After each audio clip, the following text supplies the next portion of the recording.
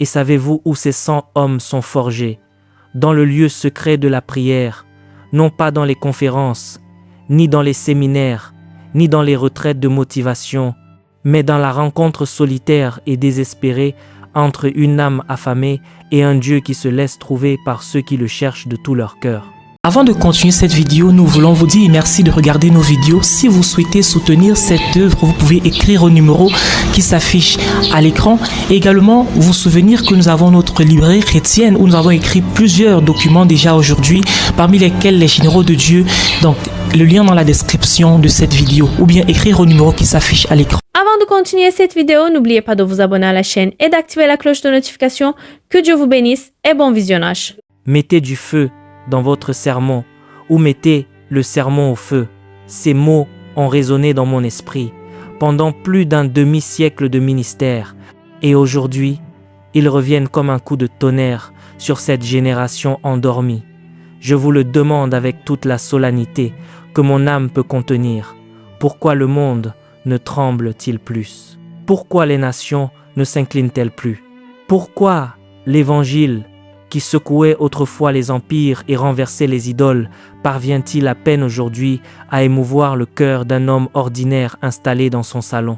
La faute, mes bien-aimés, ne revient pas aux étoiles, ni à la providence divine, ni à la souveraineté de Dieu. La faute nous incombe. La faute réside dans l'autel froid de nos cœurs, là où un feu dévorant devrait brûler, mais où brille à peine une braise mourante. Je ne viens pas aujourd'hui comme un conférencier pour vous divertir, ni comme un philosophe pour vous instruire dans des abstractions, mais comme un homme qui a vu Dieu accomplir des miracles lorsque des hommes et des femmes ont décidé de prier jusqu'à ce que les cieux se déchirent. Je viens comme quelqu'un qui a passé plus de temps à genoux que debout, qui a connu la sueur de l'intercession avant de connaître la douceur du fruit. Et je viens vous déclarer une vérité qui peut changer le cours de votre existence. Il existe une prière qui embrase le monde, mais elle coûte tout ce que vous possédez. Le diagnostic de notre époque est simple et dévastateur. Nous avons de la connaissance en abondance, une théologie débordante, des bibliothèques pleines de commentaires bibliques et des sermons accessibles en un clic. Mais nous n'avons pas de chaleur. Nos prières sont trop polies, trop civilisées, trop contrôlées. Nous prions comme des personnes qui accomplissent un protocole religieux et non comme des êtres assoiffés de Dieu.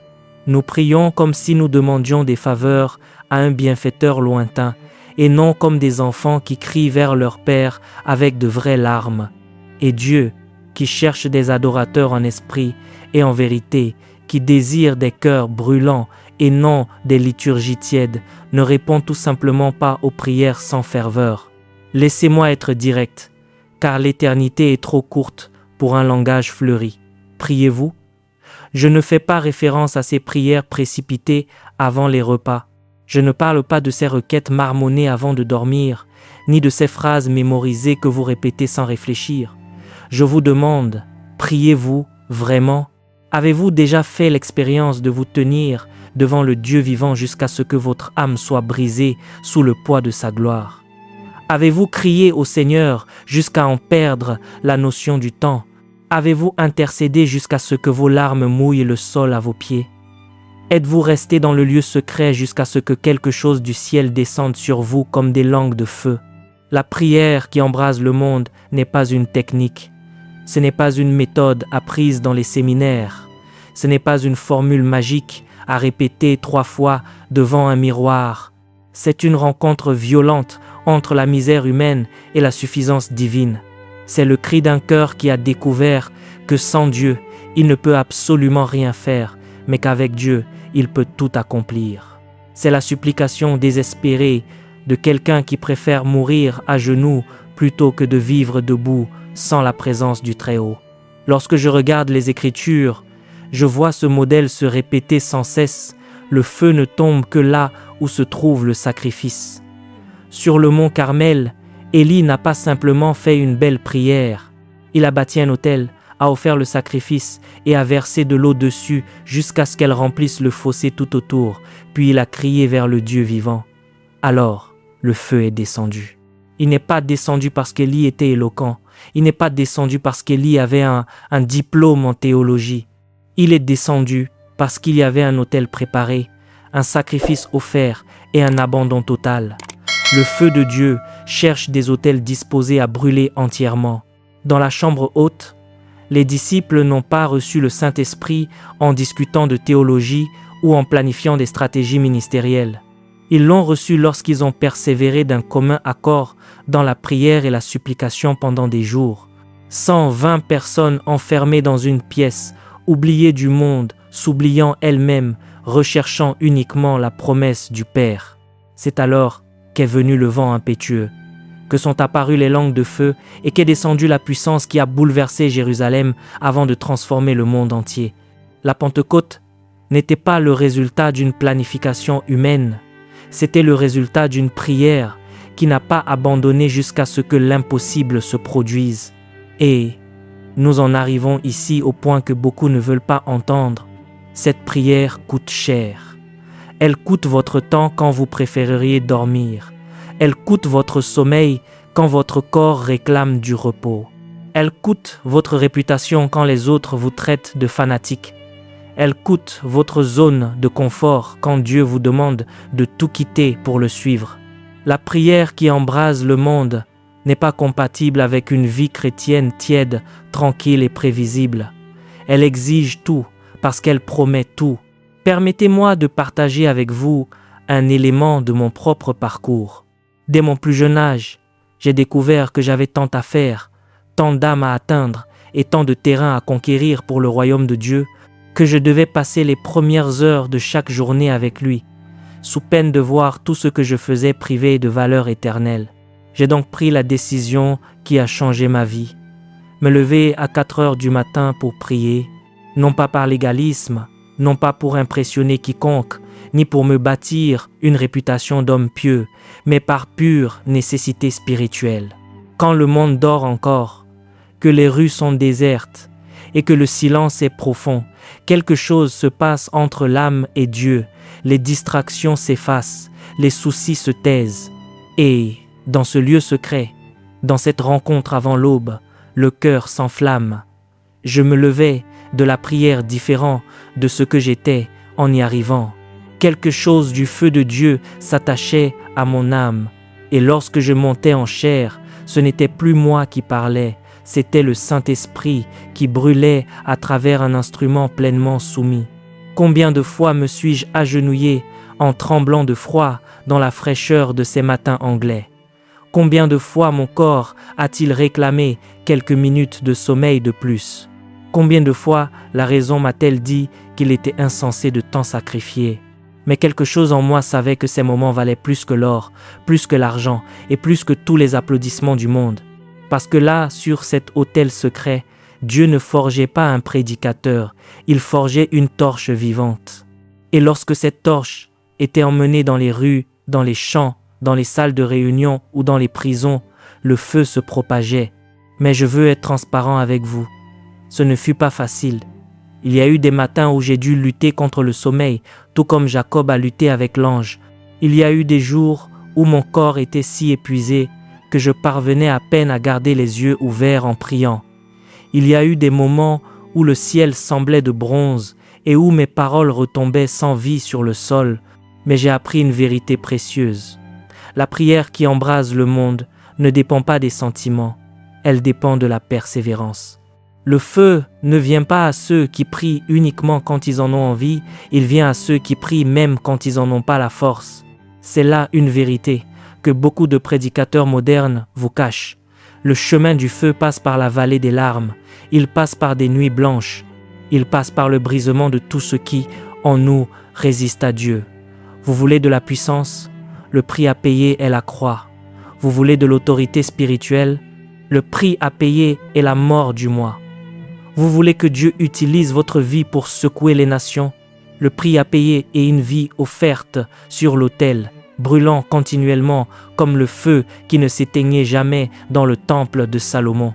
J'ai dit autrefois, et je le répète aujourd'hui avec encore plus de conviction, donnez-moi 100 hommes qui ne craignent rien d'autre que le péché et ne désirent rien d'autre que Dieu, et je secouerai les portes de l'enfer pour établir le royaume des cieux sur la terre.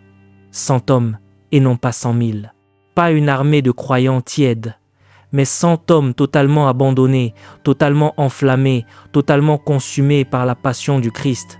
Et savez-vous où ces 100 hommes sont forgés?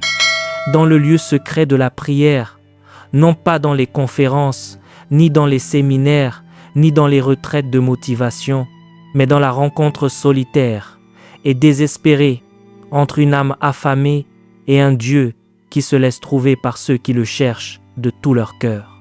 Observez l'histoire de l'Église et vous verrez ce modèle écrit en lettres de feu. Chaque grand réveil a commencé par la prière de quelqu'un. Martin Luther passait 3 heures par jour en prière et il a secoué l'Europe. John Knox s'est écrié « Donne-moi l'Écosse où je meurs » et l'Écosse fut transformée. Jonathan Edwards prêchait avec une telle onction que les hommes s'accrochaient au banc de l'église de peur de tomber en enfer parce qu'il passait 13 heures par jour dans le jeûne et la prière. George Whitefield a prêché à des foules de 20 000 personnes sans microphone et sa voix était entendue de tous parce que le feu de Dieu brûlait dans sa gorge, un feu allumé durant de longues heures d'intercession.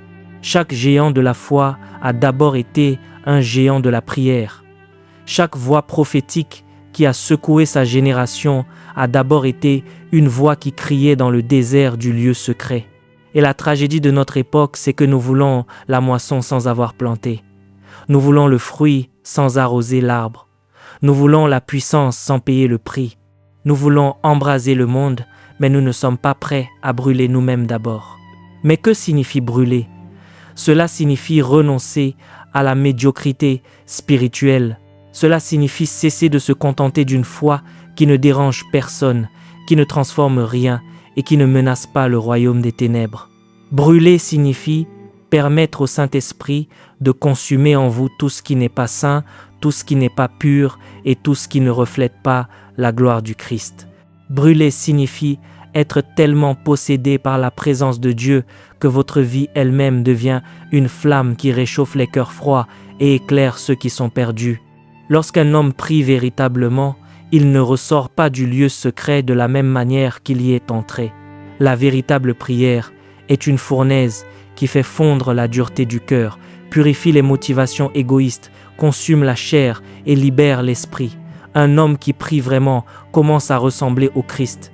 Ses yeux brillent d'un éclat différent, ses paroles portent un poids éternel, sa présence apporte aux perdus la conviction du péché et au cœur brisé la consolation, parce qu'il a été avec Jésus et cela ne peut être caché.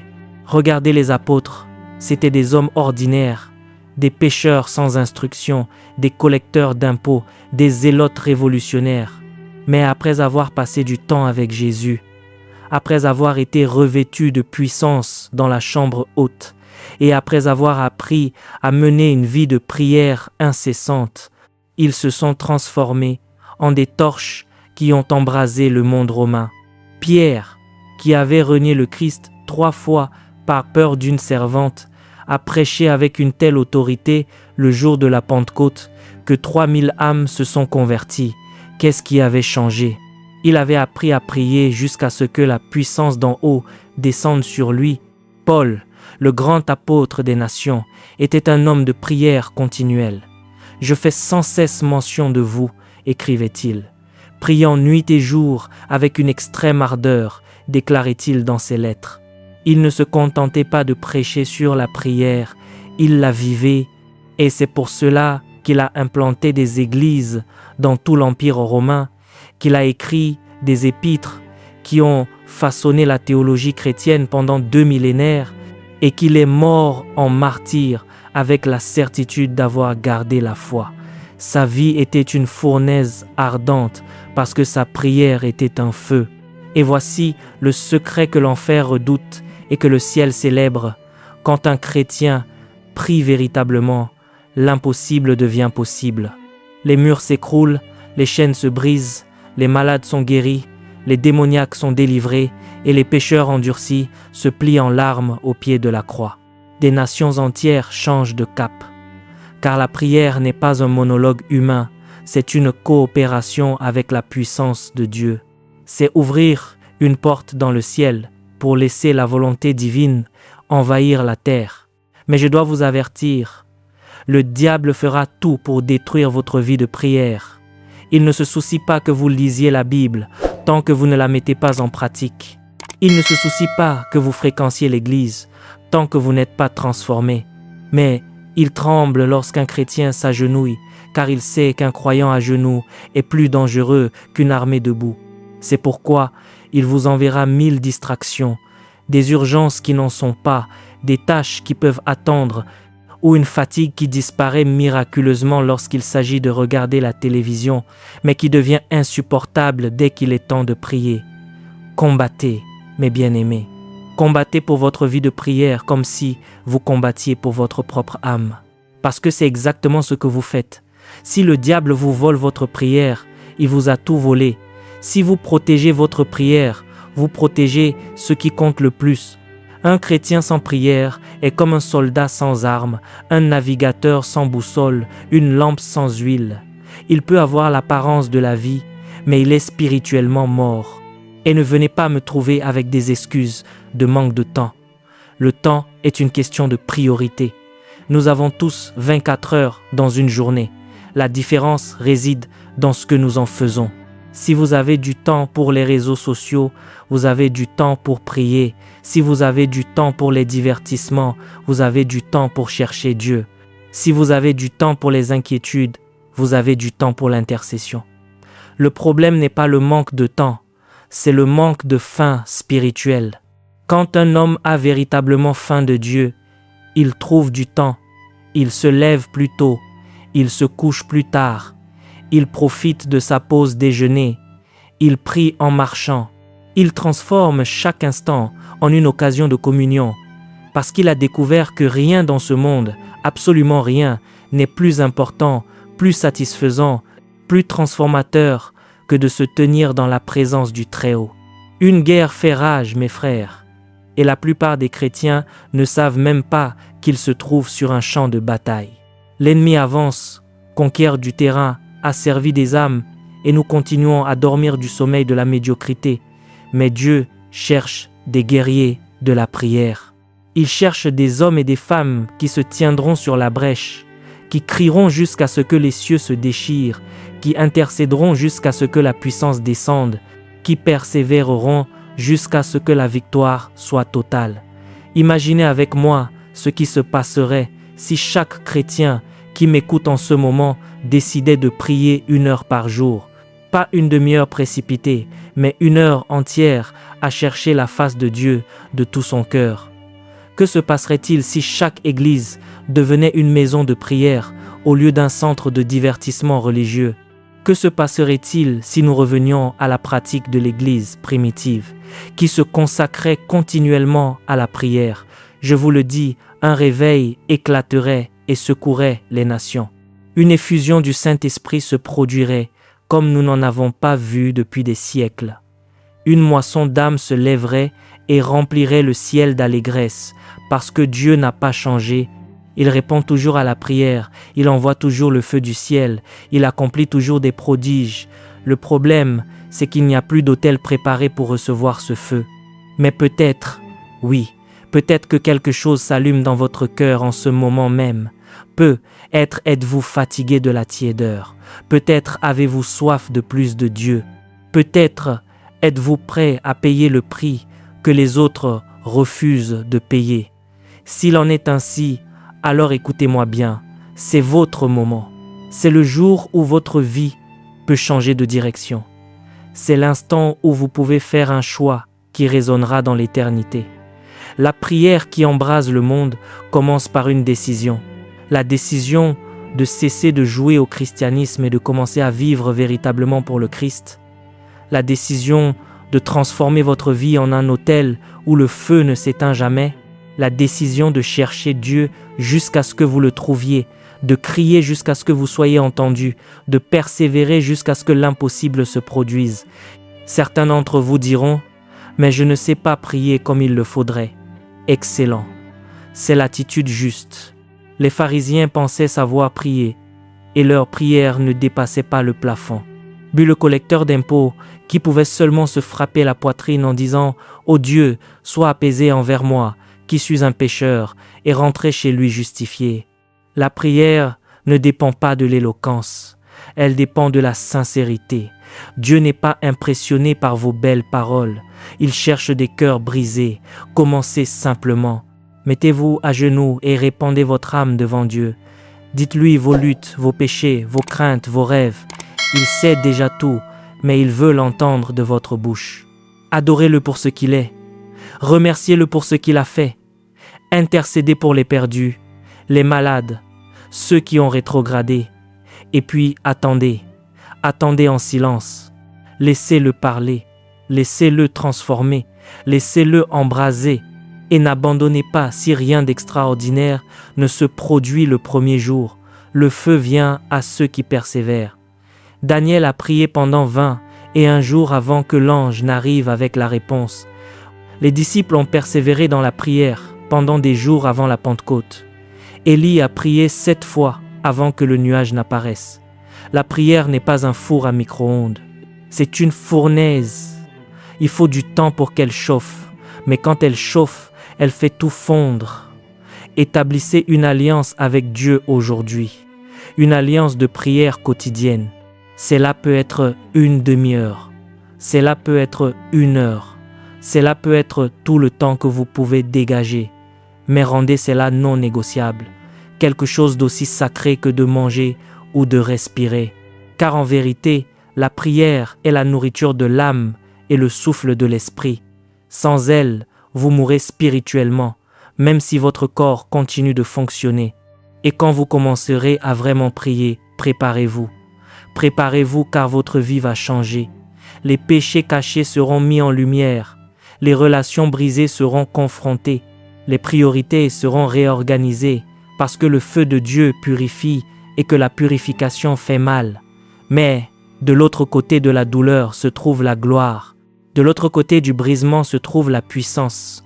De l'autre côté de la mort du moi se trouve la vie abondante. Ô génération endormie, réveille-toi. Le temps est court. L'éternité est réelle. L'enfer est littéral. Le ciel est glorieux.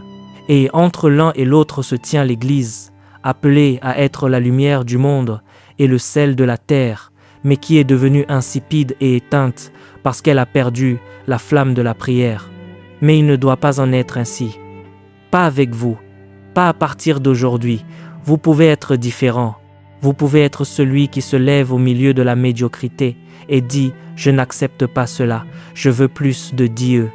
Vous pouvez être cette voix qui crie dans le désert jusqu'à ce que le désert fleurisse.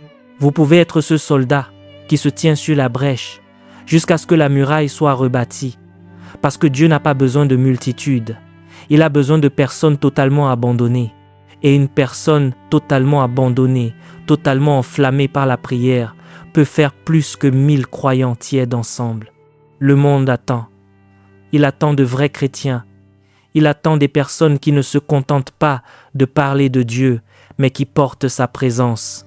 Il attend des hommes et des femmes qui brillent dans les ténèbres, qui brûlent au milieu du froid, qui vivent embrasés alors que tout le monde autour d'eux est figé dans l'indifférence spirituelle. Serez-vous ce chrétien? Serez-vous cette personne? Ou continuerez-vous dans la médiocrité, vivant une foi qui ne dérange personne, qui ne transforme rien, qui ne menace pas l'enfer et ne réjouit pas le ciel? Le choix vous appartient. Mais sachez que ce choix a des conséquences éternelles. Votre vie peut être l'étincelle qui allume un grand feu. Votre prière peut être la goutte qui fait déborder la coupe d'intercession que Dieu attend pour répandre son esprit. Votre cri peut être la clé qui ouvre des portes que personne n'a pu ouvrir, parce que la prière est l'arme la plus puissante que Dieu ait placée entre les mains de l'Église. Et quand cette arme est utilisée par quelqu'un qui n'a pas peur de payer le prix, les miracles s'accomplissent. C'est pourquoi je vous défie aujourd'hui, avec toute l'autorité que Dieu m'a donnée, avec toute l'urgence que l'éternité exige, avec tout l'amour que mon cœur peut exprimer. Cherchez Dieu dans la prière. Cherchez-le comme la biche cherche les courants d'eau. Cherchez-le comme Moïse a cherché sa face dans le creux du rocher. Cherchez-le comme David a cherché son cœur. Cherchez-le jusqu'à ce que vous le trouviez. Et quand vous l'aurez trouvé, ne le laissez pas partir avant qu'il ne vous ait béni. Faites de ce jour le point de rupture de votre vie spirituelle. Que votre histoire, à partir d'ici, soit divisée entre l'avant et l'après de la prière. Parce que lorsqu'un chrétien décide véritablement de prier, tout change. Sa famille change, son église change, sa ville change. Et si Dieu trouve assez d'hommes et de femmes prêts à payer ce prix, des nations entières changeront. La prière qui embrase le monde est à votre portée. Écoutez-moi bien, elle n'est pas réservée à des super saints vivant dans des monastères isolés. Elle n'est pas réservée à des géants spirituels dont les noms décorent les pages de l'histoire ecclésiastique. Elle n'est pas seulement pour les Luther, les Knox, les Wesley des siècles passés. Elle est pour vous. Pour vous qui, à cet instant précis, ressentez le poids de la médiocrité sur votre âme comme une meule de pierre. Pour vous qui êtes fatigués de feindre la satisfaction face à une foi qui ne satisfait personne. Pour vous qui avez faim, désespérément faim, de quelque chose de plus profond, de plus réel, de plus puissant que cette religiosité superficielle qu'on vous a offerte comme si c'était l'Évangile. C'est pour vous qui savez au plus profond de votre être que vous avez été créé pour plus que cette existence chrétienne tiède et sans but. Pour vous qui ne pouvez plus supporter les sermons vides, le culte mécanique et les prières qui ne sont que des mots jetés au vent, pour vous qui êtes prêts, véritablement prêts à brûler complètement, à être consumés par le feu de Dieu, afin que le monde voie enfin non pas votre lumière, mais la lumière du Christ reflétée dans des vases brisés et soumis. Dieu ne cherche pas des curriculums vitae impressionnants. Il ne recrute pas seulement les éloquents, les instruits, ceux qui ont un pédigree religieux. Il cherche des cœurs désespérés. Il cherche des âmes assoiffées qui ont tout essayé et ont découvert que rien dans ce monde, absolument rien, ne peut combler le vide que lui seul peut remplir. Il cherche des âmes comme la vôtre. Alors entendez cet appel comme si c'était la dernière parole que vous entendrez dans cette vie. Mettez-vous à genoux dès maintenant. Pas après la fin de ce sermon, pas quand vous rentrerez chez vous, pas demain quand vous aurez plus de temps. Maintenant là où vous êtes, dans le salon, dans la chambre, dans la voiture, dans la rue, mettez-vous à genoux. Peu importe qui regarde, peu importe ce qu'on pensera de vous. Dans l'éternité, une seule chose comptera, savoir si vous avez répondu à l'appel de Dieu lorsqu'il a parlé à votre cœur. Mettez-vous à genoux et criez vers le Dieu vivant avec toute la force qui reste dans votre âme. Ne murmurez pas de prières polies, ne récitez pas de formules mémorisées. Criez, hurlez s'il le faut. Dites-lui que vous êtes fatigué, épuisé de vivre cette foi tiède qui ne vous convainc pas vous-même. Dites-lui que vous voulez le feu, même si ce feu consume tout ce qui en vous n'est pas sain. Dites-lui que vous êtes prêt à payer le prix, quel qu'il soit. Dites-lui que vous préférez mourir en brûlant pour lui, plutôt que de vivre éteint sans lui. Confessez vos péchés, tous vos péchés, les secrets, les honteux, ceux que personne ne connaît. Mettez en lumière tout ce que vous avez caché dans les ténèbres, car rien ne peut brûler tant que c'est couvert par l'hypocrisie. Laissez venir les larmes, laissez le cœur se briser, laissez la honte de votre froideur spirituelle vous briser complètement, car c'est précisément là, dans ce lieu de brisement total, que le feu de Dieu commence à descendre. Et puis, attendez. Ne faites pas de cette prière un monologue précipité. Attendez dans la présence de Dieu. Attendez comme quelqu'un qui attend ce dont dépend sa vie entière. Attendez qu'il réponde, et il répondra. Oh oui, il répondra, car c'est la promesse qui n'a jamais failli depuis le commencement du monde. Dieu répond toujours à ceux qui le cherchent de tout leur cœur, de toute leur âme, de toute leur force. Pas au moment que vous imaginez, pas de la manière que vous planifiez, mais d'une façon infiniment supérieure à tout ce que vous pouvez demander ou penser. Il se peut qu'ils ne répondent pas le premier jour. Il se peut qu'ils ne répondent pas la première semaine, mais il voit chaque larme que vous versez. Il pèse chaque supplication que vous adressez. Il éprouve votre cœur pour savoir si votre faim est réelle ou s'il ne s'agit que d'un enthousiasme passager.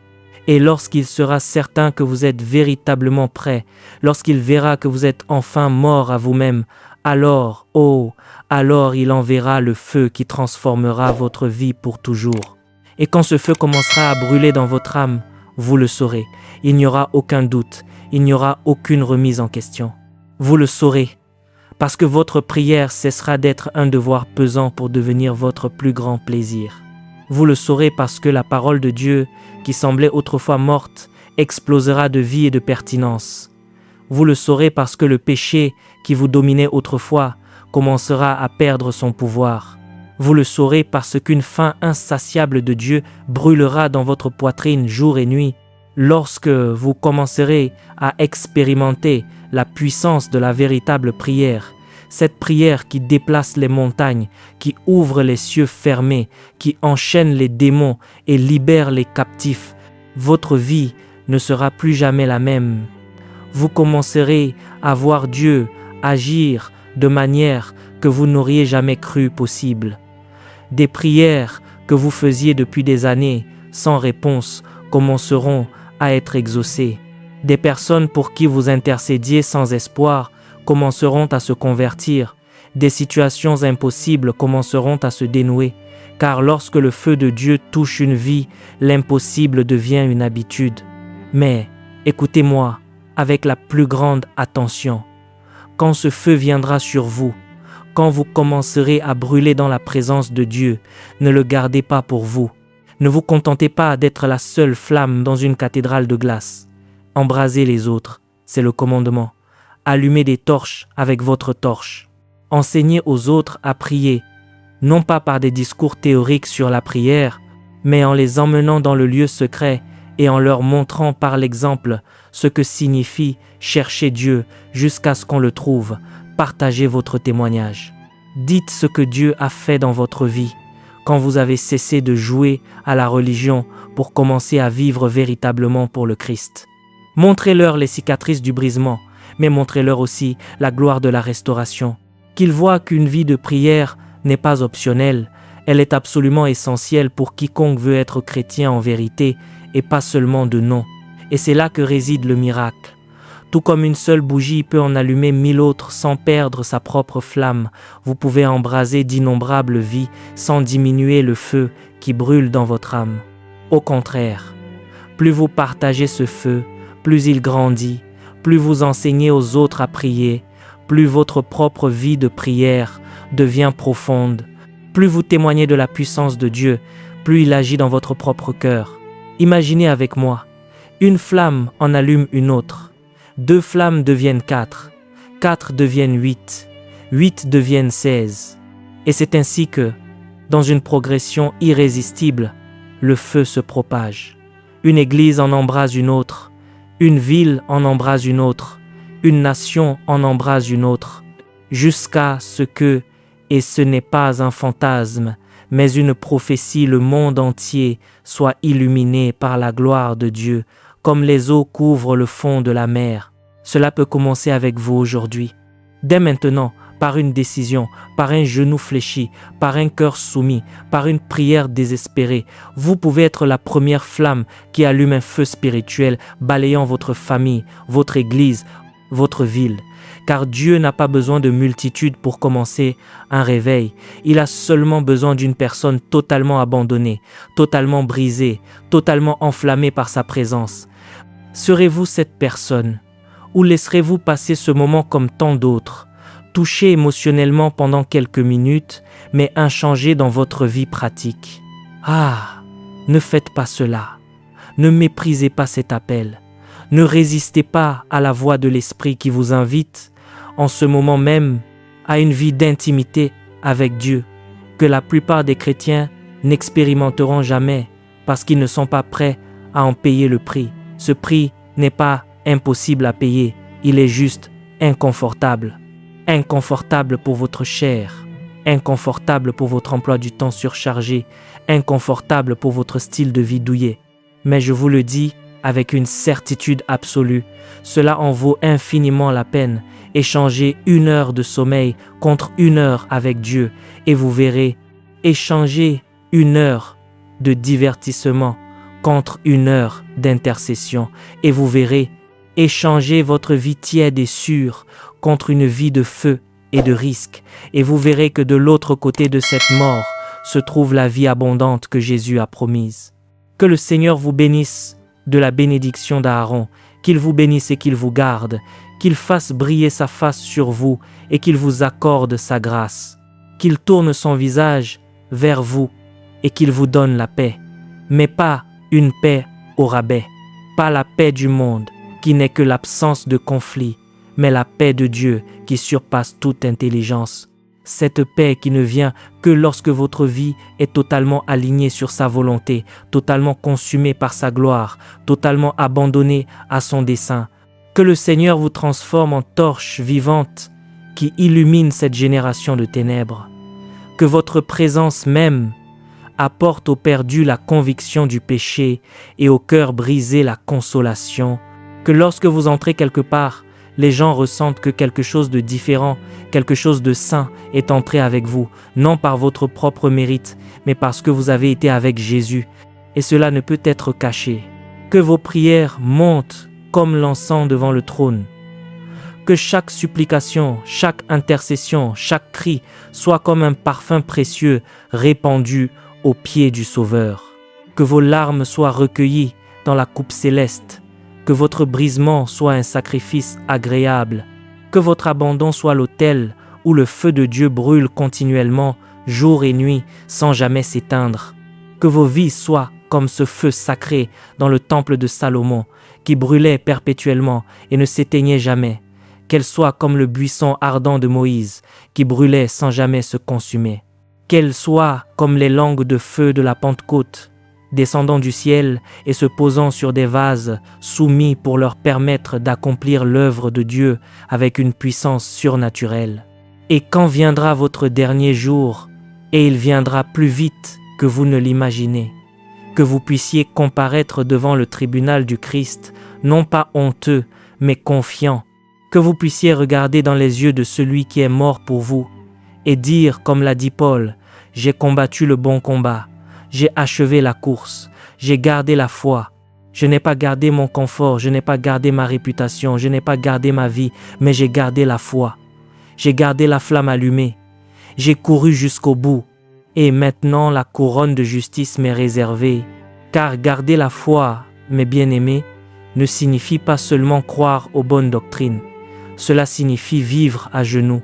Cela signifie brûler continuellement dans la présence de celui qui est un feu dévorant. Cela signifie ne jamais permettre à la flamme de s'éteindre, même lorsque les vents de la persécution soufflent violemment, même lorsque les pluies de la tribulation tombent torrentiellement, même lorsque la froideur de l'indifférence environnante tente de geler votre ferveur spirituelle. Gardez la foi en priant sans cesse. Gardez la foi en cherchant Dieu pendant qu'il se laisse trouver. Gardez la foi en l'invoquant tandis qu'il est proche. Gardez la foi en vivant chaque jour comme si c'était le dernier, chaque prière comme si c'était la plus importante, chaque instant dans la présence de Dieu comme si c'était le seul qui compte vraiment, parce que c'est le cas. Alors partez maintenant, mais pas comme vous êtes venus. Partez transformés, partez embrasés, partez avec le feu dans les os et la passion dans le cœur. Partez avec des vêtements marqués par la gloire de Dieu et des yeux brillants de la lumière de l'éternité. Partez en sachant qu'une vie a été changée aujourd'hui, qu'une alliance a été conclue, qu'un autel a été allumé et qu'il ne s'éteindra plus jamais. Allez et embrasez le monde. Embrasez-le par la prière, embrasez-le par la sainteté, embrasez-le par l'amour.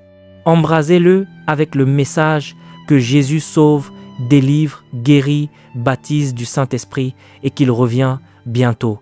Embrasez-le jusqu'à ce que les perdus voient la lumière, jusqu'à ce que les cœurs froids ressentent la chaleur, jusqu'à ce que les morts ressuscitent spirituellement, jusqu'à ce que l'enfer lui-même tremble, parce que des chrétiens à genoux se sont levés comme une armée en flammes. Et lorsque l'histoire sera écrite, lorsque les livres du ciel seront ouverts, qu'il soit inscrit qu'en cette génération, il y eut des hommes et des femmes qui refusèrent d'accepter la médiocrité, qui choisirent de brûler, et des intercesseurs qui crièrent jusqu'à ce que les cieux se déchirent. Qu'il y eut une église, peut-être petite par le nombre, mais puissante par la prière, qui embrasa le monde et prépara le chemin pour le retour du roi. Amen et Amen.